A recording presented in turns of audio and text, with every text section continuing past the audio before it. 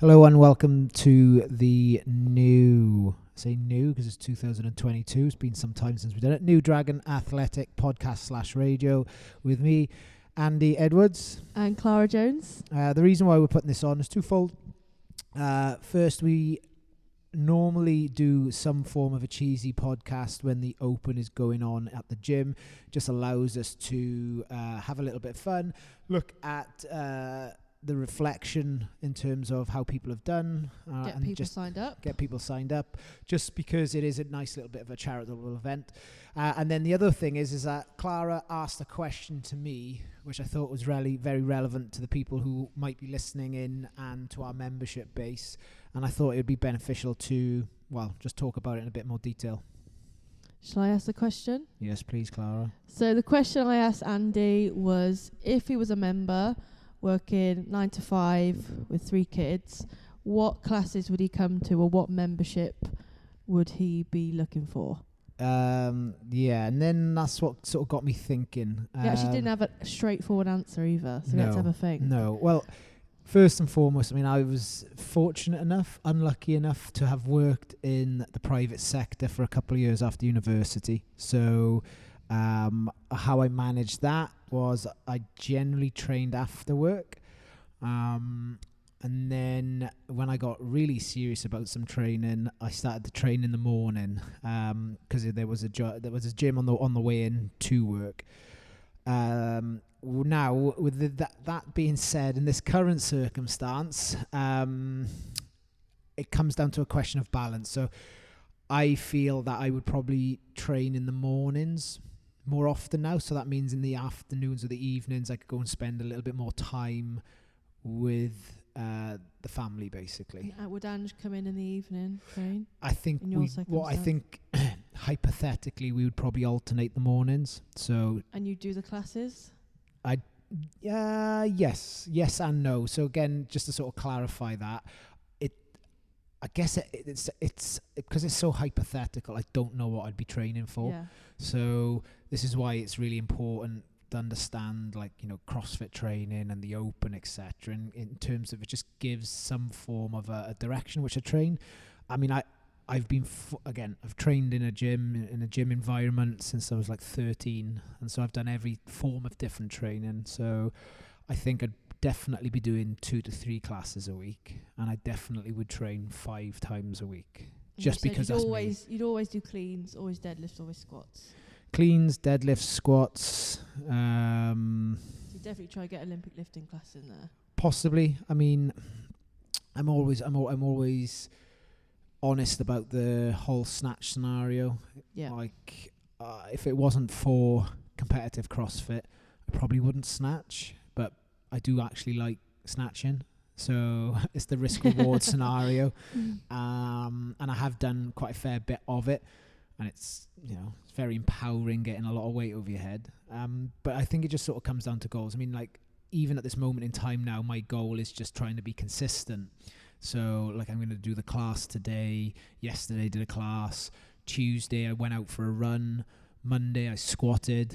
And when we talk about squatting takes me at least an hour to do because of the volume at which I do it at, because of the goals at which I kind of want to have around the squat, basically. So you quite like the classes just to come in and get told what to do from start to finish? Yeah. Well, no, it's just try and stay consistent. Yeah, but the other thing is as well is I also believe in the class programming that we're doing. Yeah. And I think I dare say, I was a competitive sportsman when I was younger. I always have to have some form of that competitiveness within me. That's not for everyone, and our daily class provides a sort of a higher level of training focus with some progression, but not necessarily the competitive element within CrossFit. That's my doing. It's different to other gyms, but I probably need to itch that scratch. So you think you'd probably scratch that itch? Sorry. Do you think you'd probably do a class and then you'd probably be looking for extra after? Yeah. For your competitive side. Well, even to I've got a home gym, so it's taking that into consideration. For people who have a home gym, there's an element of I've got a wicked home gym. Yeah. I it's just like it's over £10,000 worth of gear in the gym. But I come here and train. Do you know what I mean? It's like Mike Johnson's the same. It's sort of some of my friends. We've got home gyms, but like, it's just gathering dust. I mean, now that the summer's come in, though, there's something. It's a bit nicer just to flick up the garage door and get it in. But I think, coming back to the original question, how would we work it? I mean, obviously everyone's circumstances are different. If you are keen to get into the gym, and under our recommendations, which is 3 1-hour sessions a week, you're going to have to try and prioritize that. Otherwise, you're not going to get it. Would you use your lunch break to come in? No. Not for me, because I'm a sweaty geek. I'm fairly sweaty.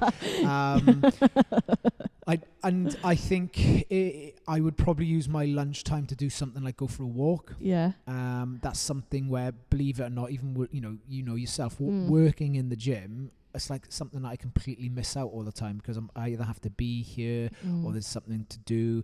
Everyone's like, oh, you get to train as much as you want to in the gym. It's like, no, I have to organize my training session, same as someone else.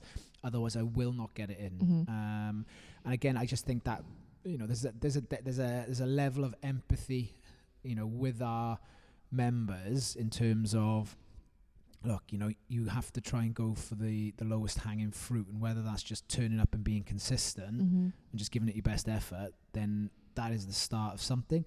You might not need to progress on from there.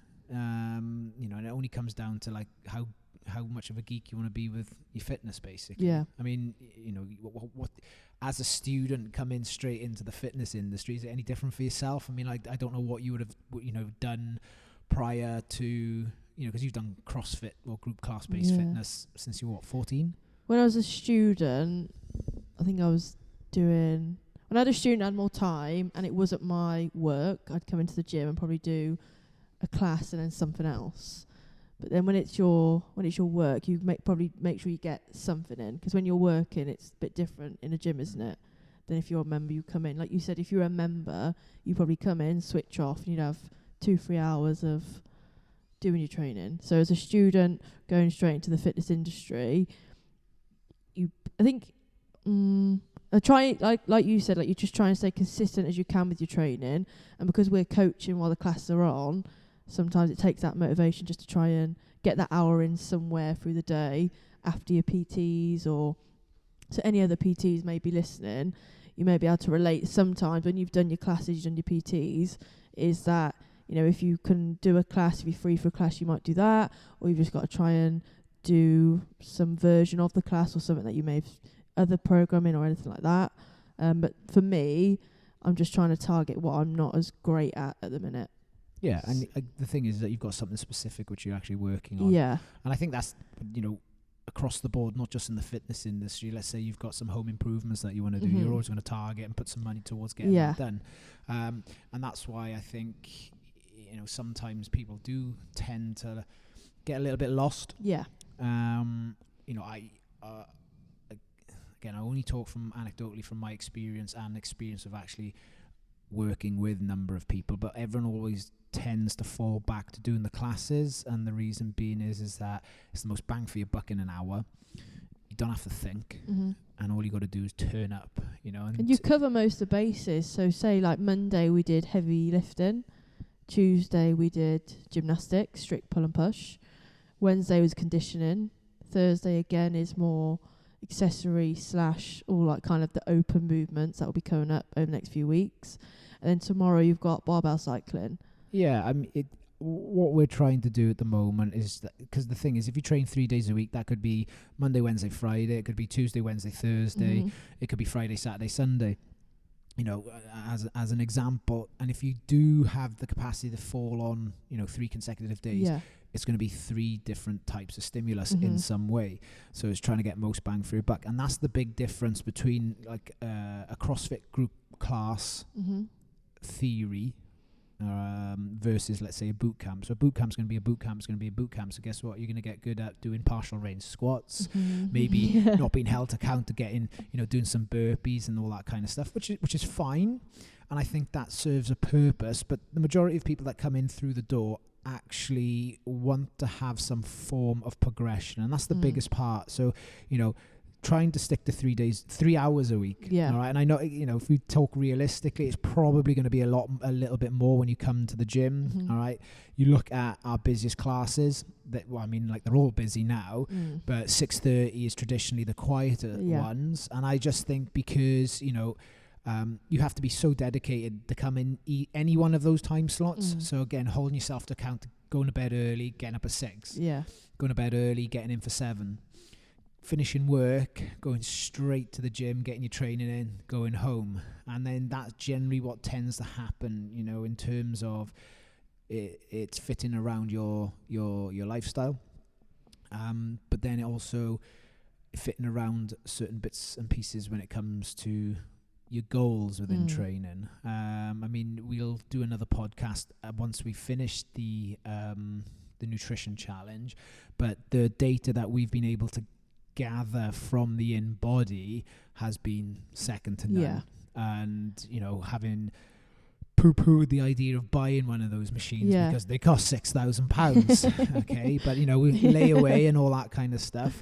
But the level of accuracy in the data that is provided has provided us as coaches not only a good insight, but just in terms of that feedback for that individual.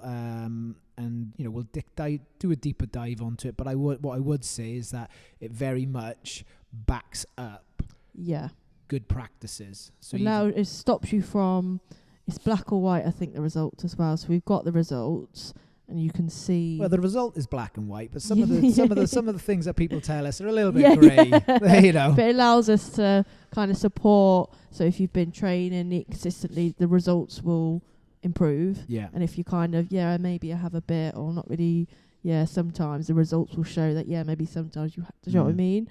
So it just gives us something to work off. So all the people that we've had in, and, they've stuck consistently 30 days, you could tell before they even stepped on the machine it was probably going to give good results. Yeah. And then going forward now for their training, we've got some maybe which were health goals now turned into performance goals for some people now. Yeah, and that's the big thing. Turning that consistency at some point will turn into some form of like goal orientation. Yeah. We've got people who use us through the winter months in order to support, let's say, an endurance kind of training program in the summer. Where that's just a flip in terms of training goals, etc. So again, that can sort of exacerbate, not exacerbate, but amplify their training results. The big one for me is that those who are consistent with their training generally can go and do anything that they want to. Yeah. That's the big thing. That's always been the element with CrossFit and our group classes, is that the fact that numerous times I've seen people come in with a very small training age. Maybe they've gone to a regular gym for like 1 or 2 years or something like that, but after 2 years of doing consistent CrossFit, they can do anything. I mean that. I don't even mean that within reason. I mean that in terms of like Mikey P went and played rugby. Went back and played rugby, but someone like look, we always use him as an example because there's no one else at his age within our community, which is Michael. He's turning 84 on Sunday, and this year he started to learn the swim. Let's just put that into context. Decided at 83 he was physically still able to go, do you know what, I'm gonna go and try swimming. There's no bullshit about that. That's 10 years of coming into a functional fitness kind of facility and doing it. It's like the confidence as well, like the mental confidence to actually put yourself in a new situation, learn something new. Yeah, massively. It's really good. One of my PTs, she's just joined a running club. Oh, wicked. Doing more. Yeah. So the confidence to actually go and join one, only locally. You turn up, you go 15 minutes out, 15 minutes back, but you're in a group. So she started to do that now. So that's like the confidence from being in here to go outside and use her fitness somewhere else. Yeah. Which I think it's really cool. Maybe we should have a running club. I don't know. Yeah. Oh, God. We sort of start one. I can imagine lead that. Yeah, very much so. He loves the running. But yeah, I mean, it was just we just wrap this up because it's, I don't want to sort of like go on. It's been But talking 50 of minutes. goals, the Open, Yes. great time to try something new, try a skill that you may be hiding away in the class, and then suddenly you might get your first toaster bar or your pull up. It just gives you that marker then, so you can maybe do it. Next year this year you couldn't do a pull up. Next year you might say, right, next year I'm going to do the Open again, and if pull ups come up, I want to be able to do pull ups. Yeah, I mean, look, I understand some people are a little bit like they're not too bothered by it, and that's completely fine. What I just sort of think it's let's say it's like the London Marathon for us CrossFitters, all right? People are being massively consistent with their training. Well, why not just see where you're at with it? If that makes sense. I mean, if it's not the arena that you feel comfortable to do that in, that's fine. There's very many different stages in there, and it just gives an element of performance-based metric to your training, which is like the big thing. Again, it's something like yesterday's workout, right? Finishing off with yesterday's workout. If you're not, if you're listening from afar, was 1K 1K cardio, 50 dumbbell snatches, 800 meters in cardio, 30 clean and press with a dumbbell, 600 cardio, and then 10 devil's press. And in the remaining time of that 20-minute window, you've got to do AMRAP calories or AMRAP distance. Okay. Now, I felt that everyone and every class that I saw literally ended themselves in that running. And it's because everyone set themselves a target. You get back onto the machine, and then all of a sudden you try and equivalent, right, well, I'm going to be going for 2K here. Yeah. And then you do darndest to get there. Fairly simply, that's what the Open provides for 3 weeks, right? And that's all it is. It used to be 5 weeks, and I do actually believe that was just too long. Yeah, 3 weeks a lot better. But 3 weeks, we can keep the energy high. It's during the Six Nations and all that kind of stuff. And, where else... if you're spending 3 hours of your week here at the gym, I mean, where else do you actually spend that much time with people that you actually enjoy and got like-minded things? So you might as well just try and enjoy that a little bit more on a Friday where you might have gone down the pub. Or, I think as well, we appreciate that people try really hard in their training and they come in every day and, they're always looking for more progression and, really happy when they achieve something that they've been working towards. And I think as trainers, we know the environment that the Open can create. So you may see other people in the gym if you come on a Friday that you may not have met before. You may have people cheering you on that, you've never met before as well. So I think, as trainers, we really appreciate that community spirit that the Open does bring every year. So it's kind of like we really want you to do it, to have that experience of doing it with everyone in the gym. Rather than, there is that performance element, but there's also that, doing it all together, I think it's really special sort of thing. Yeah, it's a good crack, and it gives someone a little bit of a platform just to maybe push on a little bit more. And there is that bit of fear as well when something comes up and then we work through it. And then the other thing is as well, it's being fairly open and honest. It costs $20, and what I say on that one is we don't see any of the money there. No. But in terms of the infrastructure of the website and what have you, I think $20. What's that, 15 quid? Maybe, a little bit less than that, actually.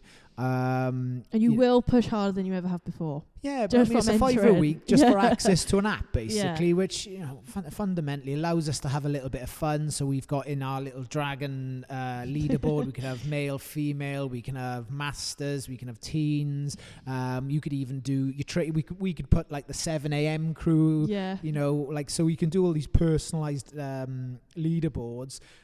We could have even teams and stuff like that, but I just think just for the intents and purposes, let's take 7 a.m. right? There's a lot of regular faces in there, and they go out on the bikes, and they give each other a bit of shit chat in the morning. Who you are. Why don't you just sort of put this extra level of bants in there, and even support as well, because that it does give an opportunity, because of the way it's structured, that you can support your mate.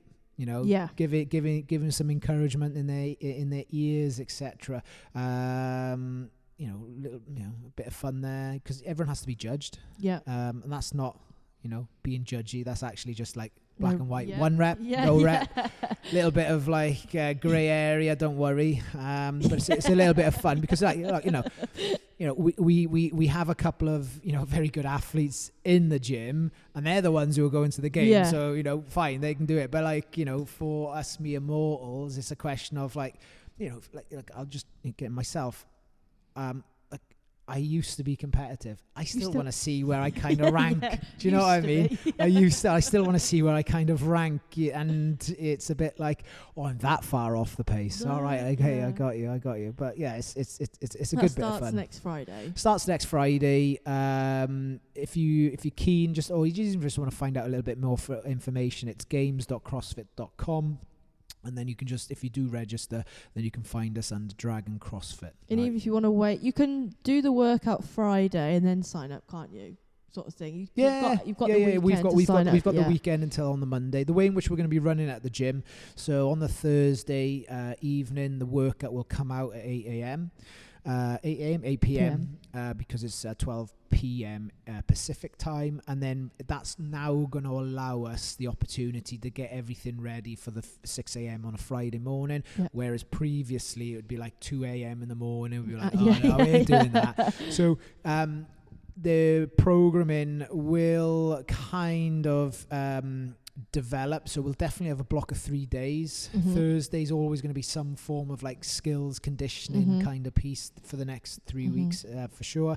And then on the Friday we'll do whatever the CrossFit workout is. There's an equipment list.